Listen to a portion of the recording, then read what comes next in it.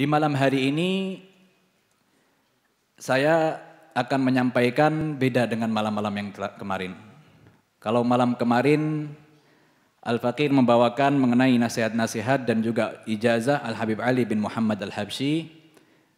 Tetapi di malam hari ini kita bersama-sama mendengarkan bagaimana peristiwa Al-Ghazwatul Badr Al-Kubra yang dialami oleh Rasulullah dan juga para sahabatnya, dan semoga dengan waktu yang sangat sedikit ini Al-Faqir bisa menyampaikan dengan keseluruhan. Kalau tidak bisa ya mungkin kalau diizinkan lagi di pelajaran-pelajaran ataupun pertemuan yang akan datang.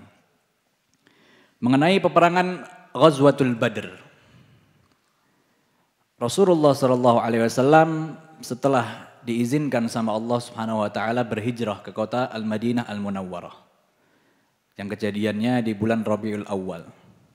Setelah pergi hijrah ke kota Madinah Al-Munawwarah, beliau tetap di sana kurang lebih 11 bulan. Setelah ada di kota Al-Madinah Munawwarah selama 11 bulan, barulah diturunkan ayat yang mana Allah Subhanahu wa taala mengizinkan bagi umat muslimin untuk memerangi kaum kufar. Yang dari sebelum itu ketika Rasulullah di kota Mekah ataupun dari awal hijrahnya, Rasulullah tidak diperbolehkan sama Allah Subhanahu wa taala untuk berperang.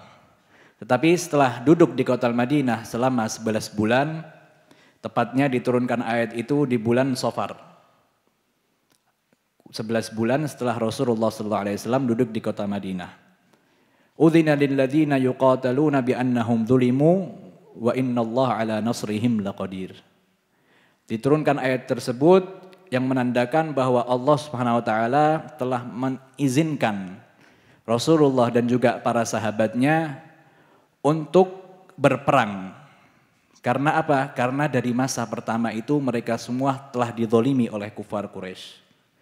Telah dizalimi oleh orang-orang yang tidak memeluk ajaran Islam, sedangkan Rasulullah dan para sahabatnya sabar di masa tersebut. Setelah diturunkannya ayat itu, terjadilah beberapa peperangan sebelum Ghazwatul Badr.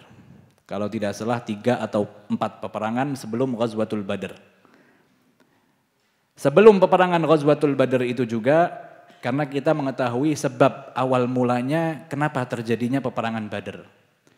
Ketika itu Rasulullah niatnya bukan berperang. Rasulullah ingin mengambil kembali hak-hak orang muslimin yang ada di kota Mekah. Mengambilnya dengan cara bagaimana? Karena ketika itu mendengar bahwa Abu Sufyan ingin pergi ke kota Syam untuk niat dagang. Jadi di akhir bulan ataupun di awal bulan Jumadil Ula, Rasulullah mendengar bahwa orang kufar Quraisy telah memerintahkan Abu Sufyan membawa harta mereka semua untuk berdagang di kota Syam. Ketika itu Rasulullah SAW memerintahkan para sahabatnya untuk apa? Menghalangi jalannya perdagangan itu. Karena jalannya hampir menuju ataupun satu arah dengan kota Al-Madinah. Maka di awal bulan Jumadil Ula, para sahabat dan juga Rasulullah SAW kurang lebih ada 200 orang. Mereka semua keluar dari kota Madinah untuk mencari qafilah ataupun perdagangan yang Abi Sufyan bawa. Abi Sufyan ketika itu bersama 30 orang kufar Quraisy. Yang disebutkan di situ bahwa perdagangan yang dibawa Abu Sufyan itu perdagangan yang sangat banyak sekali. Dikatakan di dalam dagangan ataupun barang yang Abu Sufyan bawa itu ada 50.000 dinar. Adapun juga Abu Sufyan membawa 1.000 unta. Dan juga membawa harta-harta orang kufar Quraisy yang ada di kota Mekah sangat banyak sekali. Sehingga Rasulullah ingin mendapatkan itu semua. Mengambil hak-haknya yang telah diambil oleh mereka. Karena kita ketahui setelah para sahabat hijrah ke kota Al-Madinah Al-Munawwarah, rumah mereka, harta mereka diambil sama orang kufar Quraisy. Bukannya Rasulullah ingin merampok. Bukan.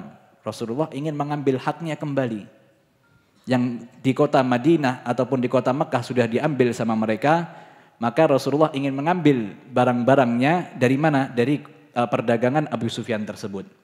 Tetapi di pertama kali Rasulullah SAW keluar, yaitu di awal Jumadil Ula, ketika Abu Sufyan ingin menuju ke kota Syam, Rasulullah telat, tidak bertemu dengan dagangan-dagangan yang dibawa Abu Sufyan itu.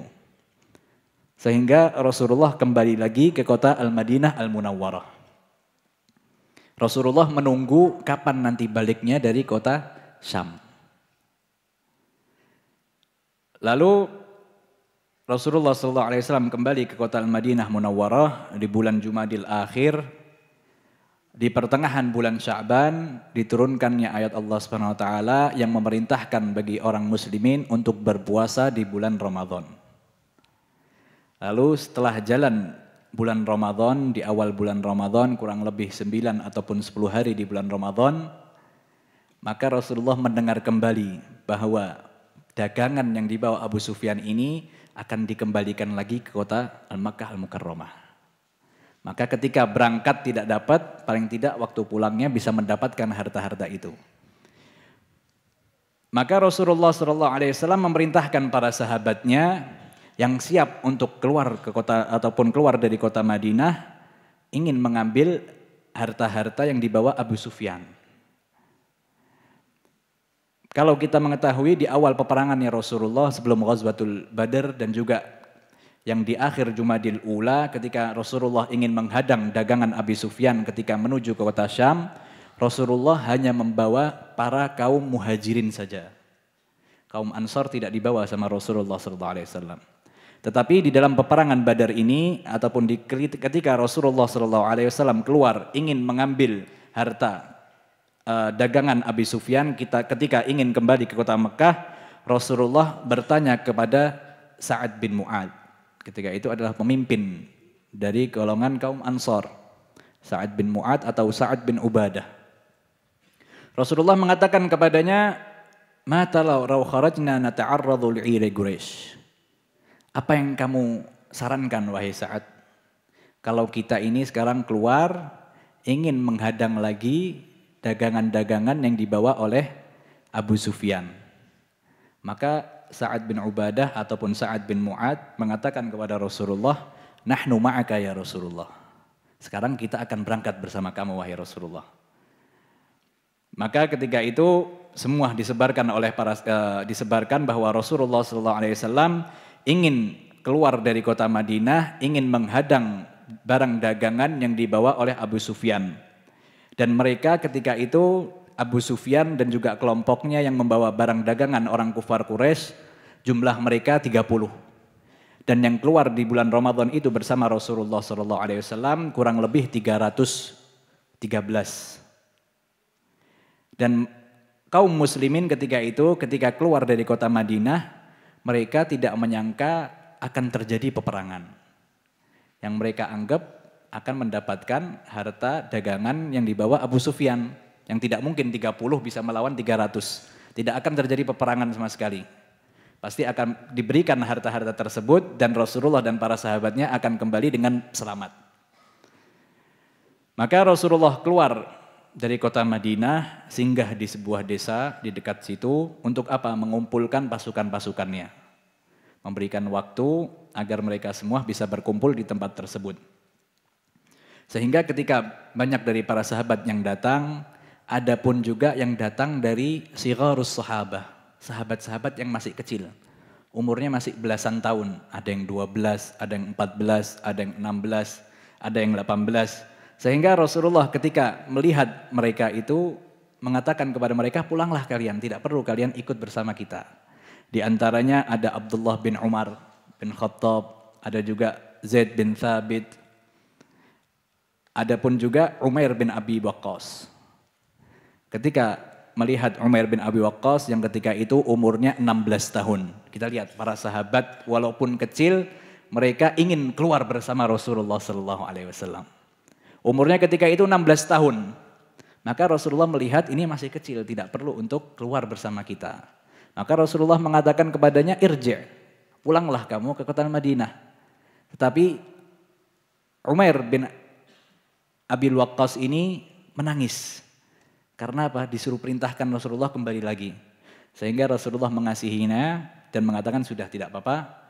Tetapi Sayyidina Umair bin Abil Waqqas ini termasuk orang-orang yang terbunuh di dalam peperangan. Kita tahu di dalam peperangan Badar itu jumlah para sahabat yang terbunuh kurang lebih 14 orang. Di antaranya Umair bin Abi Waqqas, dan kebanyakan dari 14 tersebut dari sigharut sahabah yang umurnya masih